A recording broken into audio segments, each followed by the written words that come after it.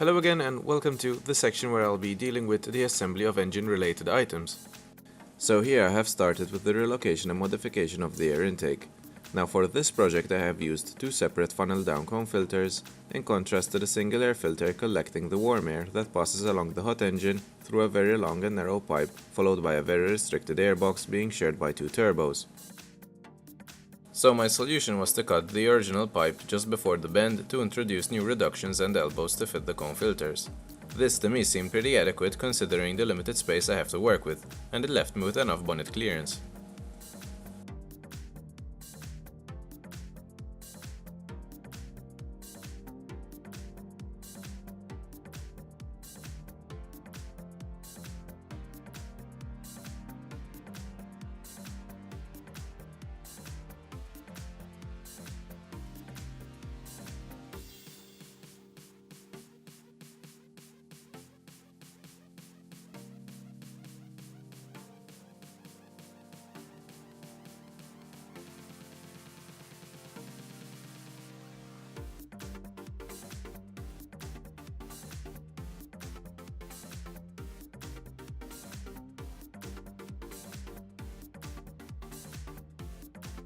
Here are the condenser and radiator which have been taken care of.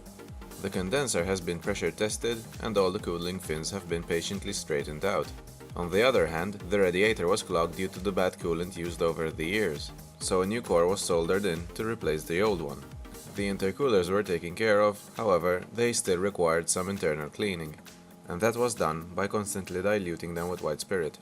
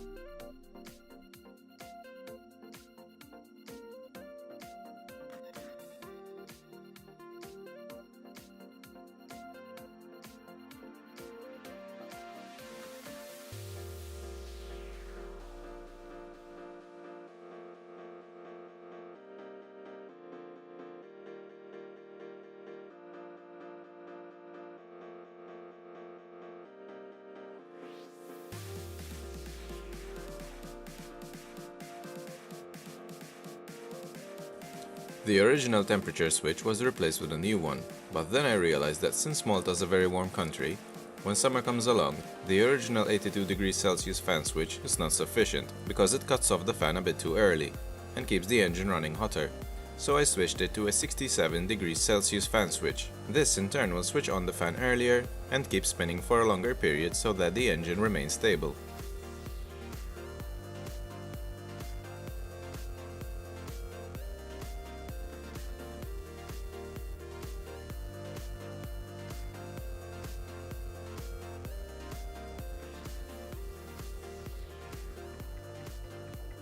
So in this section I will be eliminating the rust risk factor by switching from a mild steel pipe to a stainless steel pipe.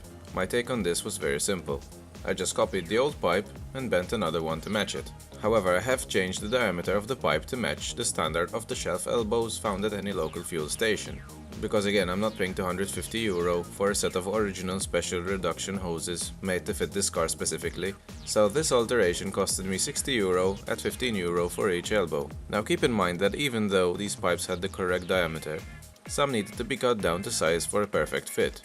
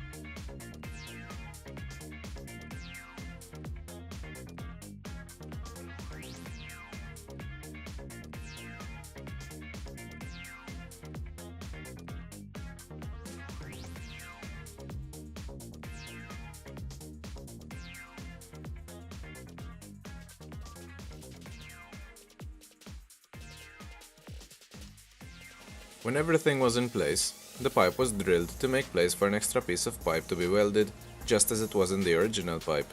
The purpose of this pipe was to be connected to the coolant reservoir.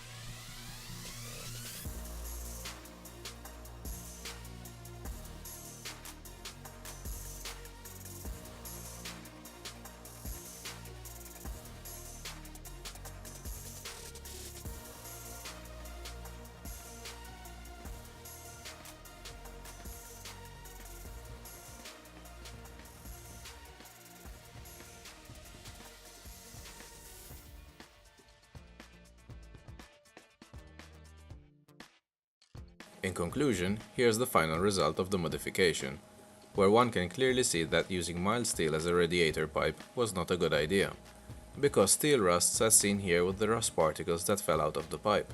Also, judging by the amount of rust found in the engine bay and scuffs on the engine block where the water pump spins, the rust pieces that broke free tend to create havoc inside an engine. So to make it perfectly risk-free of corrosion, a custom silicone hose from each outlet would be ideal, but it would cost an enormous amount of money. So the ideal cheap alternative would be to use a clever mix of stainless steel and silicone hoses to keep the costs down. Also, there is no need to worry about galvanic corrosion, because the circuit between the stainless steel pipe and the aluminum housing is broken by not touching directly, so neither side will be affected. And let's face it, if the car is well taken care of, the stainless steel pipes will degrade long after I'm dead.